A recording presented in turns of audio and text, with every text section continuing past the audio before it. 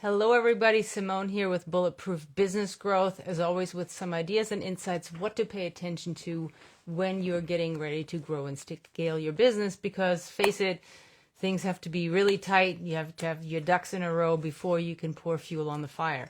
And of course, here's one of everybody's least favorite subjects is how your own behavior could be limiting the success of your business because, of course, your own behavior sets the tone for the company.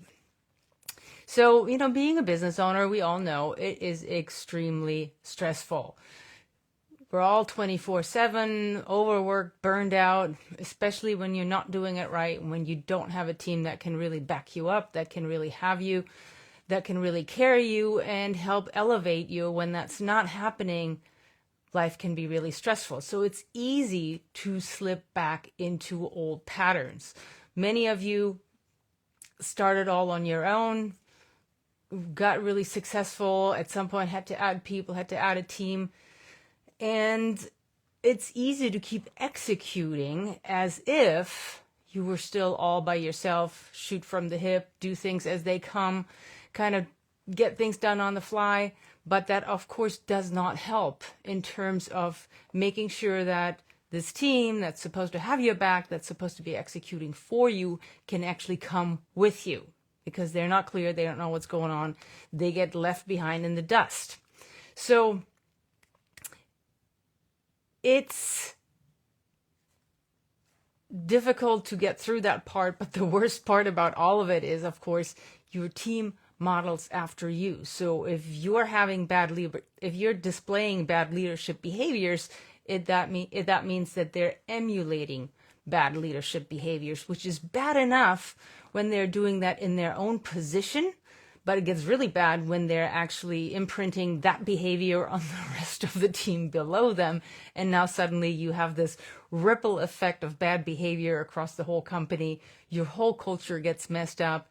And then all sorts of stuff doesn't happen the way it needs to, because if your behavior doesn't model the behaviors that you want the team to show, that's what creates the big problem.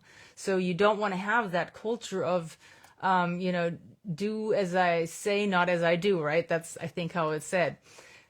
Because face it, your leadership skills don't come with a title. It's a skill that you have to continuously work on. Most of us don't get born with it. Most of us don't learn it in school. It certainly doesn't happen when suddenly you become a business owner. So it's something that has to be a continuous and intentional practice and skill development that never goes away. And the big challenge here is, can you maintain those behaviors when the going gets tough?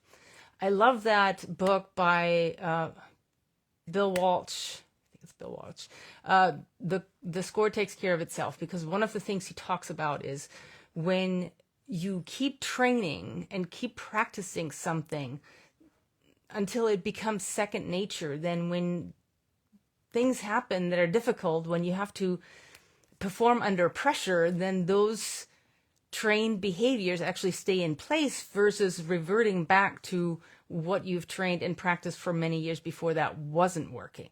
So that's the important part. So you have to practice these leadership behaviors all the time, continuously, under non-pressure situations, so they become second nature. So when the hits the fan, you're still behaving as though at your best self. So we want to make sure that these become your go-to behaviors. Now, experts say that leadership is not about position, it's not about skill, it's not about expertise, it's about how you behave. So that, of course, means your action, the way you show up, sets up your team. Now, this is the hard part. They will notice all the things you don't want them to notice, and they won't notice all the things you do want them to notice. So they will notice when you are late. They will notice what you do, what you celebrate, what you ignore. And of course, that's a big one, because when they notice what you celebrate, if it's something that's really impactful for the business, well, they will also pay attention to that piece so that they work on that more.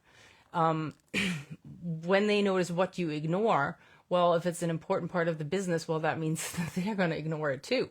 They will notice what you get upset at and how you respond to an upsetting situation.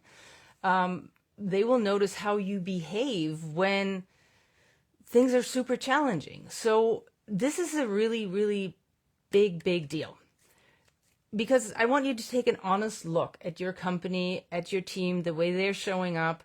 Do you struggle with people being late frequently? And late may just be a few minutes, but everybody else notices, right? They're missing. Do you struggle with deliverables being late and clients getting upset, or you having to jump in and fix mistakes and fight fires because things didn't quite happen the way that they needed to? Do you struggle with poor follow through, lack of communication and things getting stuck, impatience, anybody who's kicking down the can down the road, clarity that's missing? Like, think about all these things that, if you could wave the magic wand, would just disappear from your culture, from your life, from your daily reality. If you're really honest with yourself, is any of that something that you have set up because that's how you behave when you think nobody's watching, or when you're not realizing that people are watching? So we all do it. It's not your fault.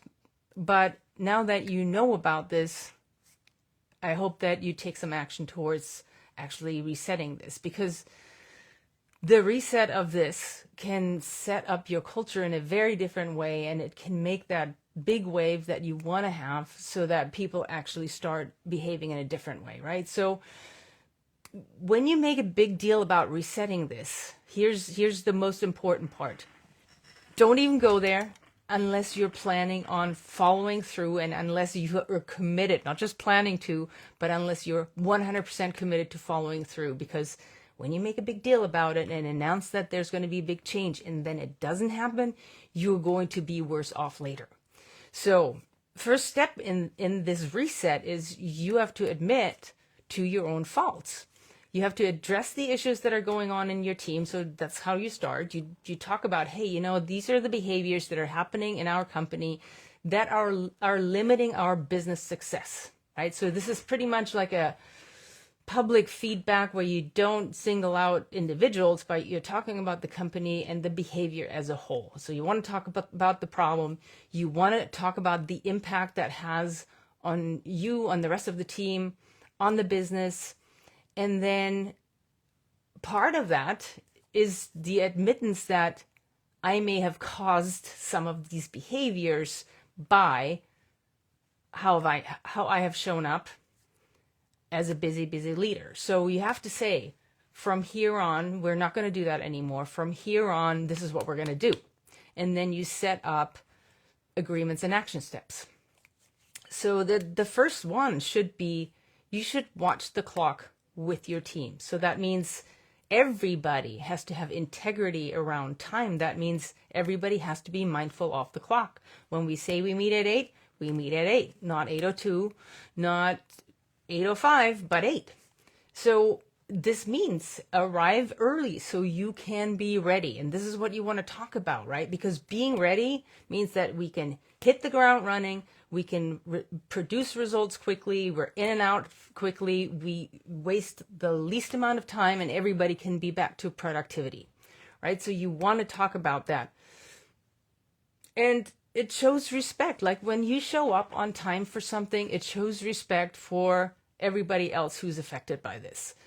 It's, of course, it shows respect with the team. And then when that ripple effect widens, that also means it shows respect for your clients, because the way you behave with the team, the way the team behaves with you, that's also how they're going to behave with your client, with your customer. And then, of course, it gets really bad. So we have to make sure that the team is respected, you're respected, the clients are respected, they're respecting each other by being on time and delivering. Because that's the other part. When you are on time with your deliverables and you show that, and this is one of the core values and standards that your company 100% stands behind, well, your team will follow suit. They will do the same thing because they get that this is what's happening. And when they're not, there's a very, very strong argument for that they're not a fit for your team, for your company, for the way that you deliver. So this is how deadlines are actually met. But the important part is that to help this change to happen, you have to emulate this, you have to demonstrate this 100%. Okay, so you have to watch the clock with your team. You have to watch the clock with your clients, because it's the same as what we just said. When your team notices that you are on time with the client, that you treat the client a certain way, that you show up for these meetings prepared 100% and present, well, that's the same thing they're going to do. And of course, that immediately impacts your company's success. When your client feels like, I'm the most important person in the room, these people are showing up, showing me the respect that I'm expecting, and they're also delivering on time, prepared, ready to go.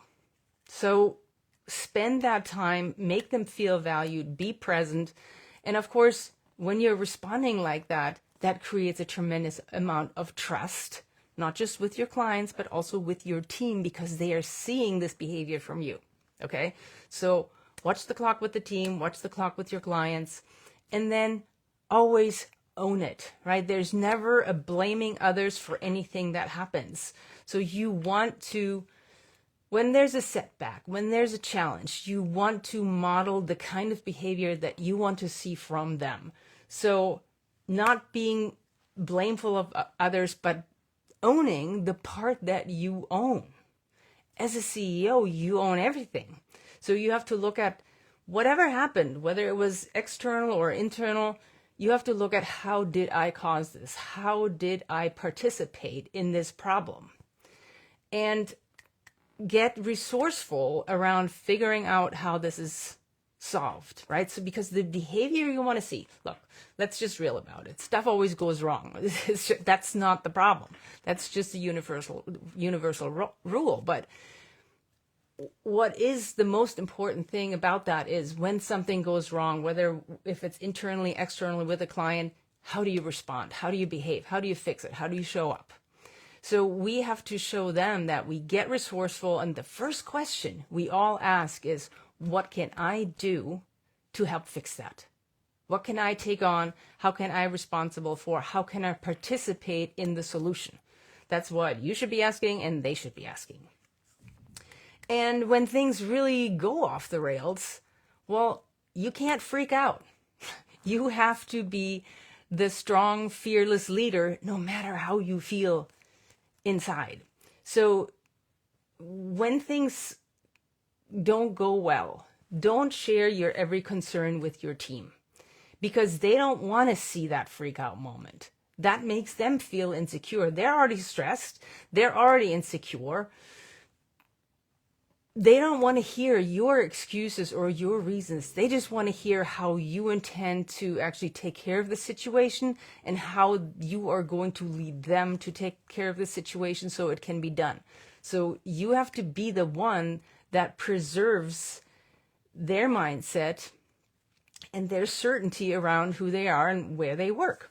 So don't freak out, stay calm, show leadership when things don't go well. Another thing that's really important to avoid is criticizing others or other companies or clients or whatever it is. People notice that when you're a criticizing person and you say bad things about anybody. People notice that and they wonder, how do you talk about me when I turn around, right? So when people are negative and critical like that, there's an aspect of their own self that is unacceptable to them. And the thing to really pay attention to is what in you, if you're a critical person, what in you can you not accept?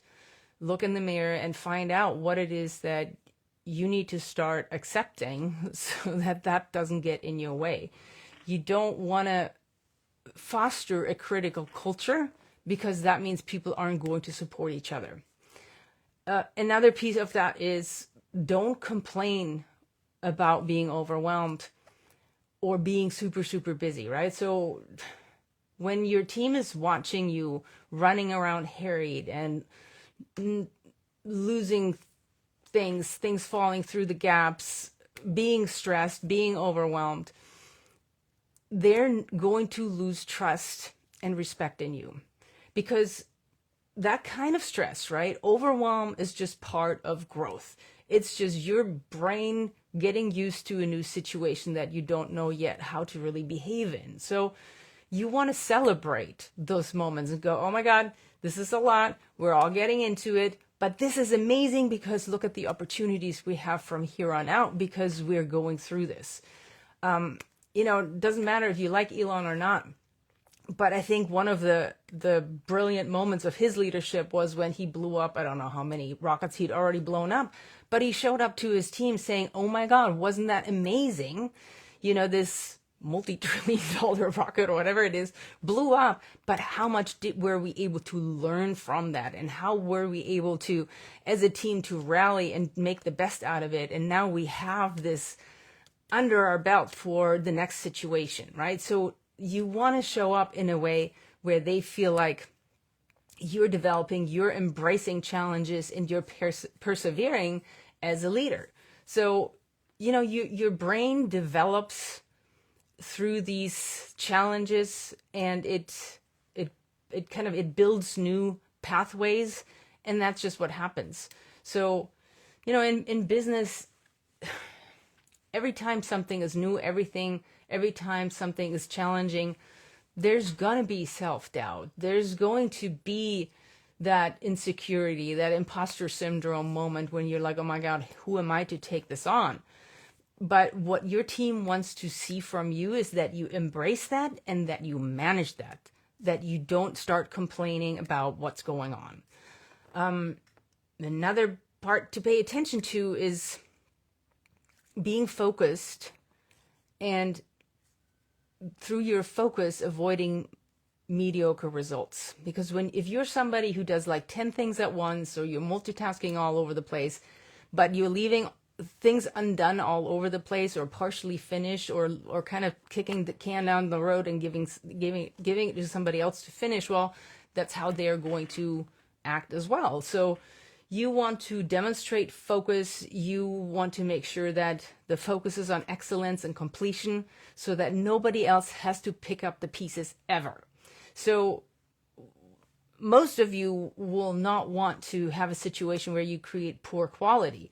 And when your team interprets being busy as an excuse to deliver mediocre results, well, that's the kiss of death to your company, to your client relationships. So you want to make sure that you model focus, that you have really high standards, that you model excellence, and that you really show them how to set priorities, how to follow through on priorities, and how to focus on the one thing that needs to get done because it is the most important thing to focus on right now.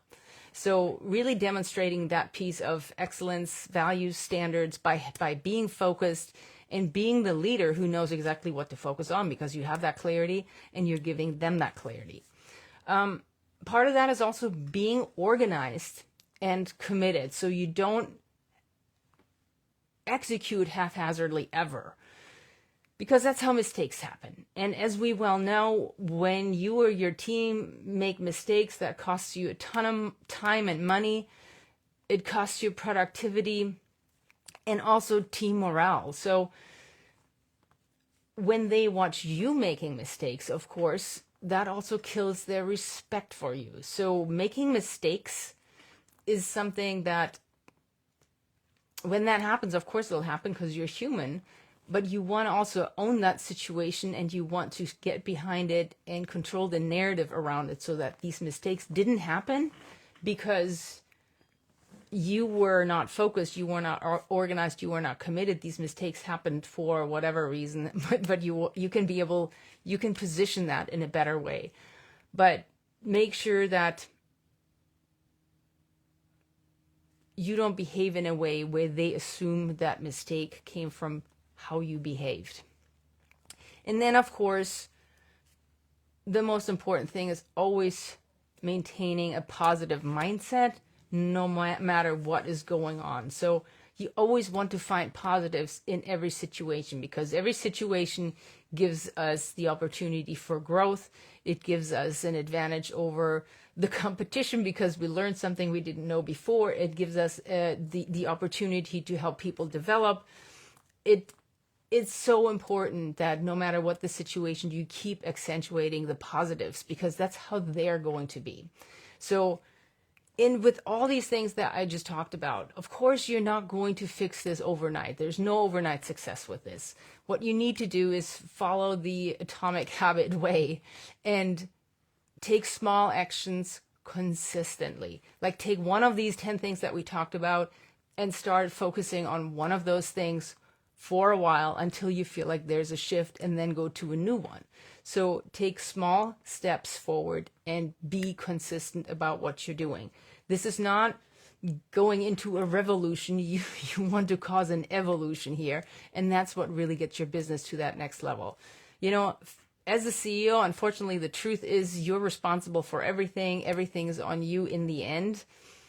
So whether it's leadership, whether it's your business model, whether it is creating those relationships or leading your team, it doesn't matter. In the end, it's all on you. So you have to figure out how to build this positive, empowered culture that embraces everything we just talked about. So I hope this helps. We have a brand new training out there that addresses all this in detail. Go to bulletproofbusinessgrowth.com/leap. bulletproofbusinessgrowth.com/leap. Check out the free training. Let us know if you need anything from us, and we'll see you next time.